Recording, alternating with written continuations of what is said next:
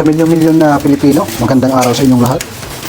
Ngayon, ipapakita ko na naman sa inyo ang iba't ibang klase ng ating mga bulaklak na ginagawa.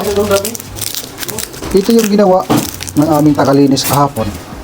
Hindi maganda yung pagkabilog. Kaya yung gagawin natin, uulitin. Kasi mayroong order na white roses double wrapping. Yung mga tagalinis kasi namin, pinapaturuan yan para maging isang ganap na florist. 50 piraso ito. Ang kasunod natin gagawin is yung purple haze na variety. Makita nyo yung iba't ibang variety ng ating mga rosas. Napakarami, halos hindi ko na memorize. Pero nasa aking isipan lang yan. Sa dami ng variety dito sa ating villa, isa nakakalimutan natin.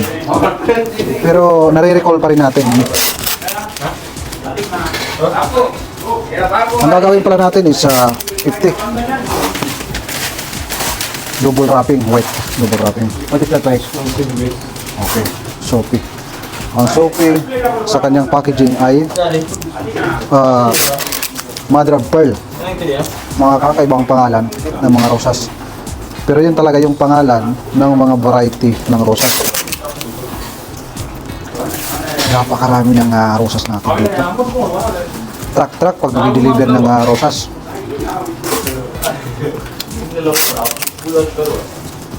Wala ho kaming chiller. Ang gamit lang namin ay easy. Bawat easy, nilalagyan ng dalawang, bawat kwarto pala, sorry. Bawat kwarto, nilalagyan niya ng dalawang aircon. Bro, inuuna namin yung direct customer. Ano ba yung direct customer? Yung nag-order na sila din ang re-receive. Yun ang tinatawag na direct customer. Dapat yun ang inuuna, i-deliver.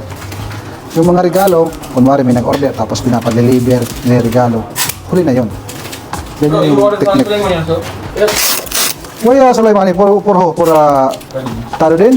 No drink karak? Oh, sumasabit.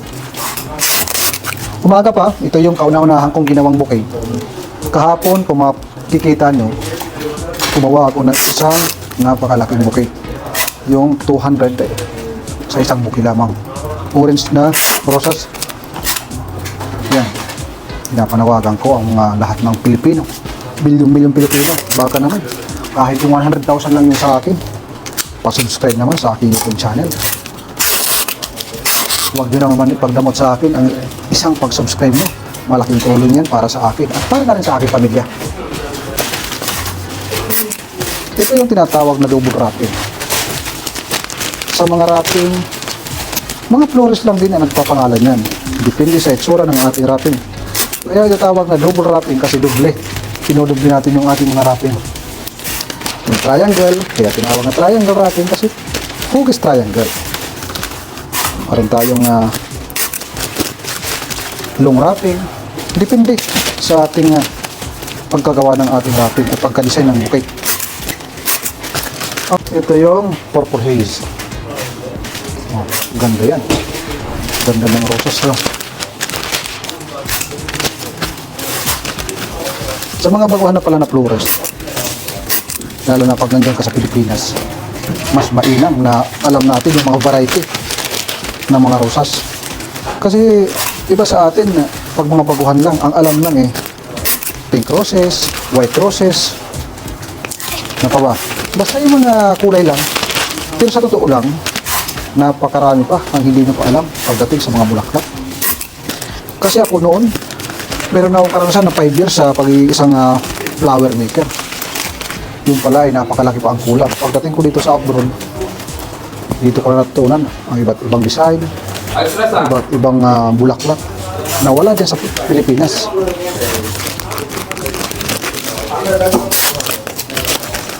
Yan lang yan, napakasimple. Para sa mga nanonood, mga kapwa ko OFW dyan, saan ka man sulok ng mundo, kung ikaw ay nahihirapan sa iyong trabaho, hindi ko na rin sinasabing madali yung aking trabaho. Baka sakaling ako ay makatulong. At yan na yung pagsisimula mo ng iyong flower maker career. Ang pagiging isang florist ay napakaganda. Tanungin niyo ako, nag-aral ba ako nito? Hindi. Ito ay karanasan lang, experience, base sa haba ng panahon na aking pagtatrabaho. Sa una mga kaibigan, ang pagsisimula ko dito, gumawa lang ako ng ribbon. Sa National Bookstore, nagtatrabaho ako bilang maintenance. Tagabukas ng karton, tagalinis ng glass, tagawalis ng sahig. Yun ang trabaho ko. Dumating yung Pasko. Pagdating ng Pasko, mayroong Christmas tree. May mga ribbon. Alam mo mga Christmas tree, may mga ribbon yan. Yung mga kumukuti-kutitap ng mga ribbon. Yung mga glitters. Si Madam Ana, yung supervisor doon, nakabis yun sa Tacloban. Nanonood siya. Maraming salamat. Hindi na ako natuto sa kanya. Nakita ko pa rin siya gumagawa. Tinulungan ko siya. Nakita ko yung potensyal na parang bang mayroong kaligayahan sa aking puso. Hindi ako bakla. Lalaki ko ako. Para bang masaya habang ginagawa ko yung pagdidecorate, pagdidesign. Doon nagsimula ang kamanata ng pagiging isa kong florist. Hanggang mayroong nagagandahan sa aking gawa. Mga hindi dekorasyon ng mga Christmas tree. Pinapapunta ako sa bahay nila. Tapos, di nagtagal, nag-apply ako sa isang flower shop. Tanggap. Naku, napakaganda pala ng trabaho isang florist. Hindi katulad ng aking trabaho sa una, nasisigaw-sigawan ka, may mga manager, may mga supervisor, marami mga boss na basta, alam niyo na yun. Dito pagdating sa flower maker, mga kaibigan, parang mayroon kang boss, mayroon kang amo, pero ikaw yung nasusunod kasi ikaw yung may kaalaman sa pagdidecorate, pag-design ng mga bouquet, flowers, anything else, sa mga kasal, sa mga dibur. Ikaw yung may skills na tawag mong kakayanan. Kaya hindi ka ganun talaga uutos-utosan pagdating dito sa pagiging isang flower maker. Dahil ikaw mismo yung mayroong halos hawak. Kung amo mo, susunod lang yun. Lalo na pag walang karanasan. Advice lang yun. So mag-uusap kayo na parang magka-level. Siyempre, bilang rescuer rin sa boss mo, medyo pababa ka ng konti para ayos ang galawan. Ito pala yung white double rubbing. Ganda, right? Para sa inyo to, sa mga milyon-milyon mga Pilipino dyan, inaalay ko. Ang una kong gawa sa umagang ito, Purple Haze. Kung kayo nagtatanong, kaya ako gumagamit ng gloves. Pag hindi ako gumamit ng gloves, alam niyo naman yung rosas ay matinik. Ayan o. 50 piraso. Wala muna tayong malaki yan. No order 200 ba eh? 200, 300 in order? Maybe you will bring me more order then there is a big order. Sa una nagsimula lang kami ng 2 piraso lang kami basta.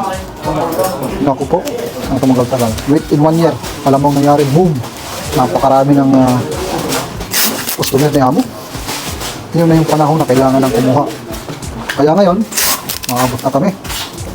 Siguro sa production area is 25. Taga-picture, kanya-kanyang department. Production area, tagagawa ng bouquet, taga-linis, taga-picture, taga-deliver, taga-print lang ng card. Yun. Panalo. Print the... Payikis. Sorry, Payik. Nagreklamo si Payik. Yung kanyang department, taga-print ng tapos taga-bilang ng stocks. Hi. Ayan, si Payik. Original from Sri Lanka.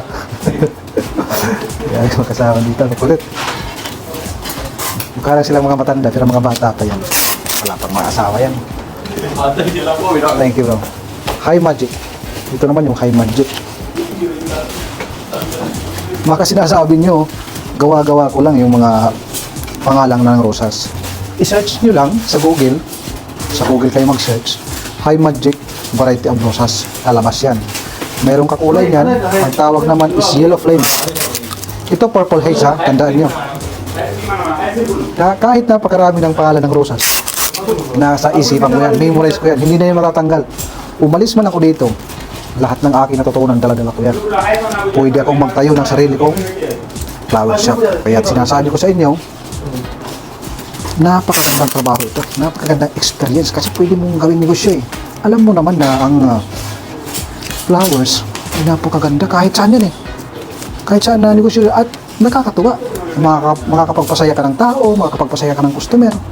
Alam mo yun? Yung ganun sistema ng iyong trabaho, iyong business. Kung ikaw ay marunong na sa pagiging isang flower maker, pwede ka hindi magtrabaho ka sa sarili mong negosyo. At hawak mo yung oras mo, magde-deliver ka, cart trunk, surprise, siyempre masaya, di ba? Ganun, napakagandang trabaho. So, kung papalarin mo tayo, sabi ko nga sa aking sarili, ipon lang. Darating din ang panahon, magkakaroon din ako ng sarili ko. Napakasimple ko lang ginagawa, no? Kung ikaw ay nagbabalak maging isang florist o flower maker, katulad nito, obserbahan mo yung paghawak ko ng stem. Baka wala kang napapansin, sabihin mong, hinahawakan lang yan, pinipisil yan. Pero pansinin mo kung gaano kalinis yung pagsalansan ng ating stem. Diretso lang yung ating paggawa, halos hindi ko tinitingnan, pero level na level. Kita nyo, hindi po paikis yan. One direction, malinis, wala kang iskarte na makikita. At napakaganda ng resulta. Marami pa tayong pagpipintuhan about sa bulaklak. Akala ko nung una, galing ako sa Pilipinas, ako ay napakagaling ng florist. Ayun pala, napakarami pang kulang. Ang tawag dito ay cotton variety. Cotton expression variety. Pero ito muna, patalastas muna. Akala nyo, palaging masarap ang kinakain ng OFW, nagkakamali ko kayo. Meron din sa akin, masarap na ito, parata. Walang palaman, plain, matabang, panalo para sa akin palasa. May isang bahay, wala pa akong kape, walang umagahan. Yan yung araw-araw ko na, dito na ako nagkakape. Order ng sarap. Parata man, kaya ayos na.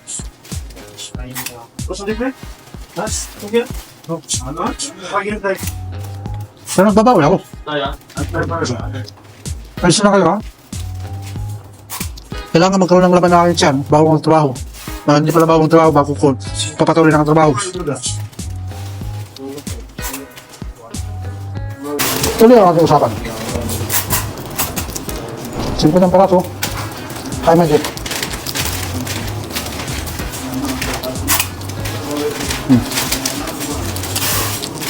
Kailangan level.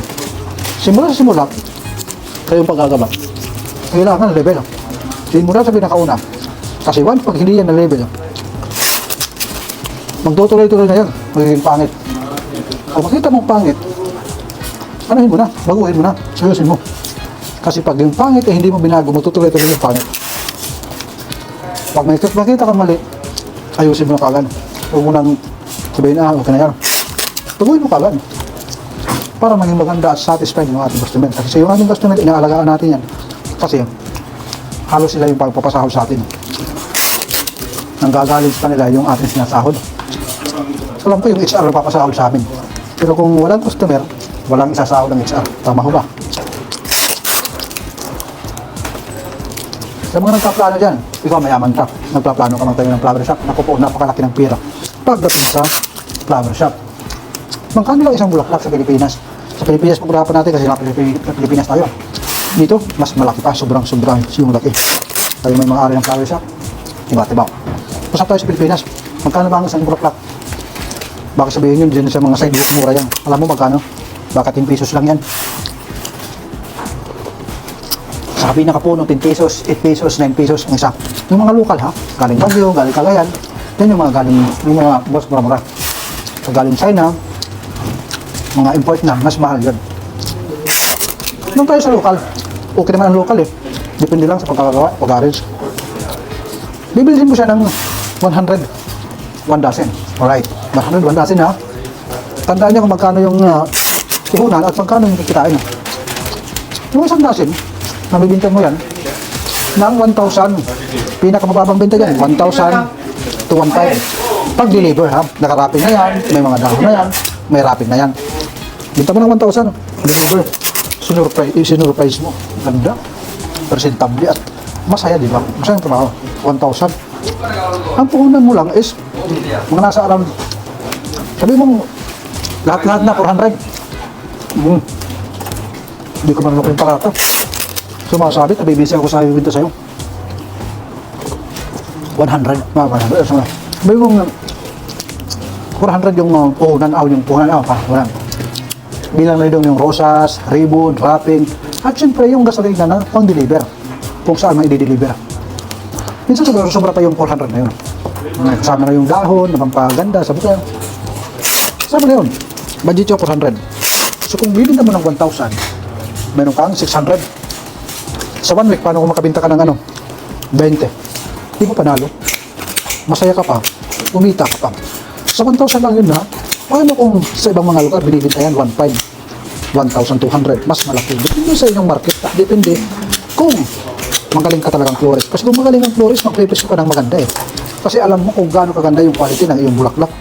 Gaano kaganda yung quality ng iyong bouquet na iyong ginagawa. Tama ho ba? Kasi katulad ko. Yes. Ito si paring Rashad, walang kaalam-alam niya. Before mapimalong, but now too much good. See? Very nice. Orange grass variety. Walang kaalam-alam yan, sinasabi ko sa inyo. Natuto, tinuruan. Ako kasi pag nagturo ako, parang kalukuhan lang eh. Para hindi natatakot sa akin yung aking tinuturuan. Kasi minsan may stricto. Nangyayari, nanginginig yun eh. Nanginginig, napapansin ko. Meron nga malaki dito sa amin. Si Ripde. Ripde before? I saw Ripde before when I teach Ripde. Ripde too much shaking. Too much big, like the too much big, why shaking to son? Master, tell, well, like it's very big, shaking sometimes, Master, shout out, ah!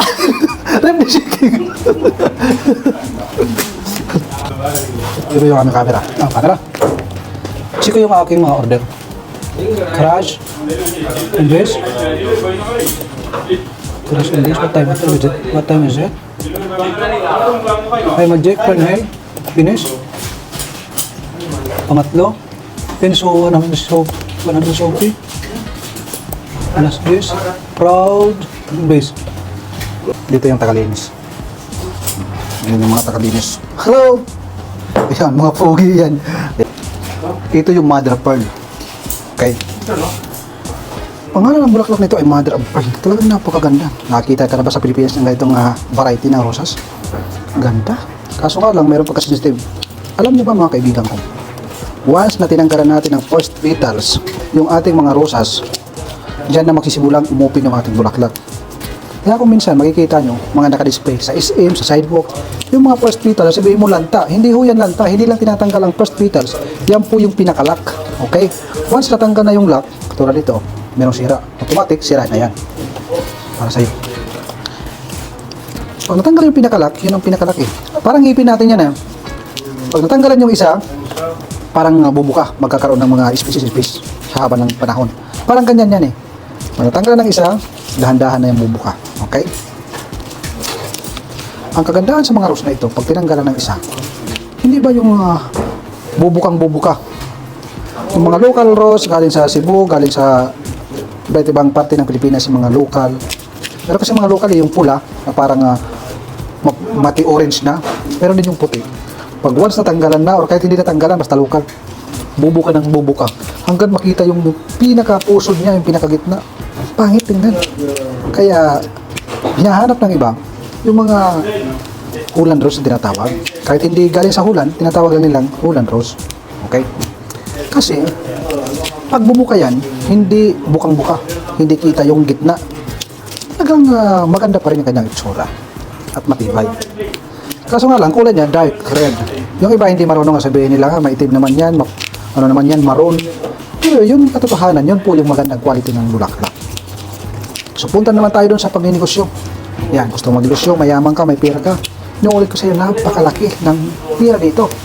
Kasi sa ating mga kaibigan, sa Pilipinas, simula sa panganganak, or doon tayo sa panliligaw. Simula sa panligaw hanggang manganak hanggang sa pagkamatay, bulaklak ho yan. Una sa lahat, pag ikaw'y manligaw, magbibili ka ng bulaklak. Pag nabuntis, congratulations, bulaklak, di ba? Ganun yun eh. Pag nag-birthday, bulaklak. Pag mga anniversaries, magbubulaklak na naman. Pag namatay, bulaklak na naman ang di ba? Sabi kung kikita niyo sa mga sementeryo, maraming bulaklak. Ang napakagandang negosyo, ang bulaklak. Pwede rin tayo dun sa mga weddings, mga backdrop, bili ka lang ng mga artificial. Kung ikaw talaga ay may experience na sa pagbubulaklak, alam mo tumingin yung plastic at saka hindi. Ako mga kaibigan, malayo pa lang ako sa isang bulaklak. Alam ko na kung artificial o hindi. Alam ko na yung thickness niya. Kahit sabihin mong ang kanyang kulay is parang totoo. Alam ko na yun. Kasi trabaho ko na ito ng ilang taon eh. Bago ako nakikipag-usap sa aking mga kliyente, talagang meron na akong kapasidad, meron na akong confident na tinatawag. Alright. Nilinisan ko yung iba, nilinisan doon yung iba. Kasi 100 piraso ito. Itong soapy na ito para sa mga event, napakaganda ito. Ang tusok sa floral foam, maganda para sa akin. Kasi mas makakaber niya kaagad yung mga space dahil nga ang bilis nitong bumuka. Pagdating naman dito sa mga compact na galawan, compact na arrangement, dito panalo, hindi na makakapagbuka. Diba? Nakalimutan ko. Base pala ito. Mayroon pagkakaiba sa paggawa ng base at paggawa ng wrapping. Dito. Here, ito. Ituturo ko sa inyo. Usapan natin yung paggawa ng kung napansin nyo, hindi ko kasi napansin na ito pala ay base. Akala ko yung wrapping.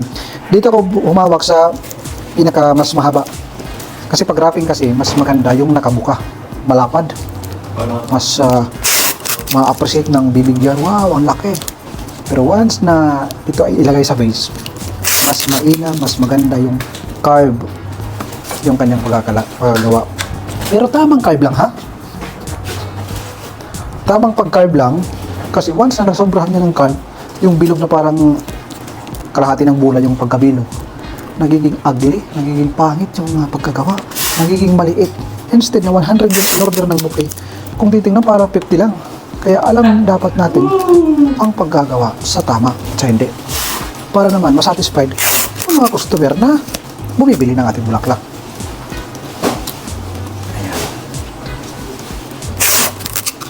Ganda, di ba? Ito, unan. Sa paggagawa ng naglalakihang bouquet, kung gagawa ka ng 1 dozen, 2 dozen, hindi mo na kailangan ito. But, kung gagawa ka ng mga tig 5 dosina, 50 piraso, 100 pieces, 200 pieces, kailangan mo ang unan na ito. Pwede mo mag-this one?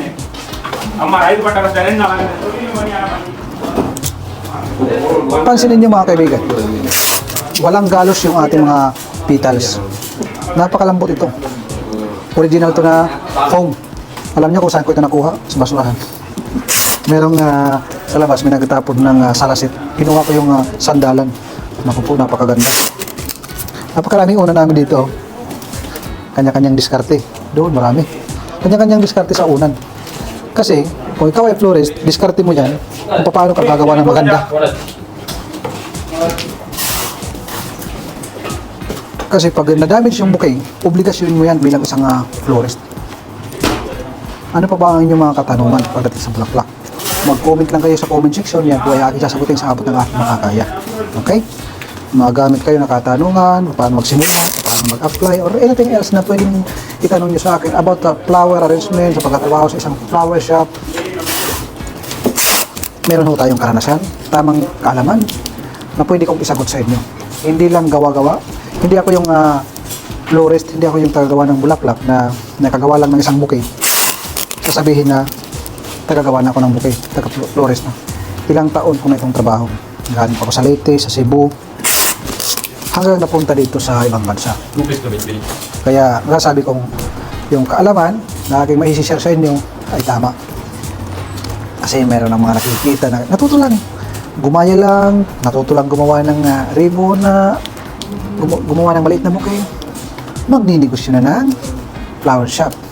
Kawawa naman yung ating mga customers. Siyempre, kung hindi ganun ka-satisfied, hindi ganun kaganda yung bouquet.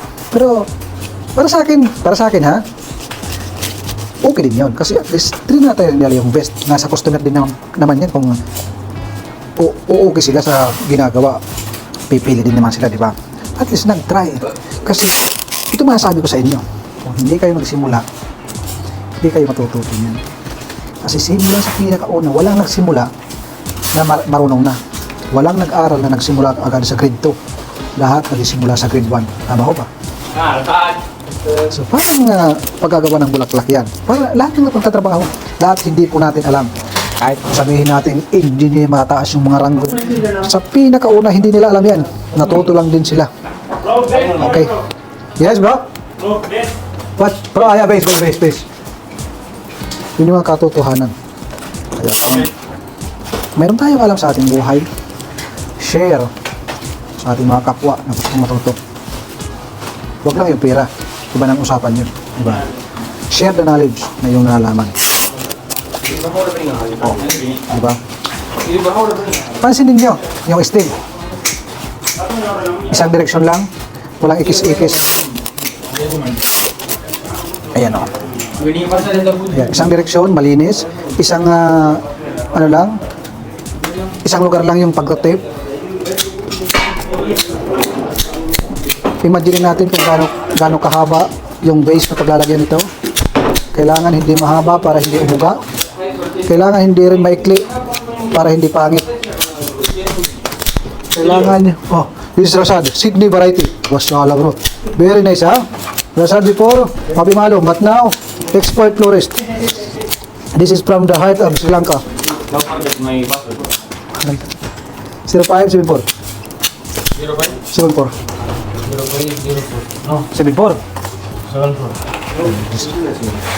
International no? International password. I don't understand pa eh. Only now, this one no? Okay. Ayun na. Siguro mahaba-haba na yung ating kwentuhan. Medyo napaos na ako ng hina. Napakarami pa yung aking gagawin. Nandun pa, nakapila. Nandito ito, mga variety. Mga gagawin ko ito. Mga gagawin ko yan. Nakapangalan yan sa akin. Kaya walang ligtas na pag mayroong reklamo, sasabihin na hindi ako gumawa niyan. Hindi ka makakaligtas dahil mayroong pangalan.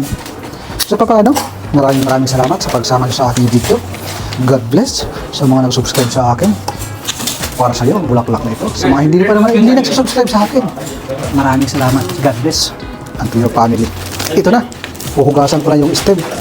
Bago natin ilagay sa malinis na tubig. Ito malinis na tubig to. Bago natin ilagay sa malinis na tubig, ito yung malinis na tubig. Oh, crystal clear. Hinugasan muna natin para matanggal yung mga agutata. Para malinis, clear na clear ang tubig. Wow! Perfect! Ayan. Panalo. So magandang araw. Mabuhay po kayo, mga kaibigan.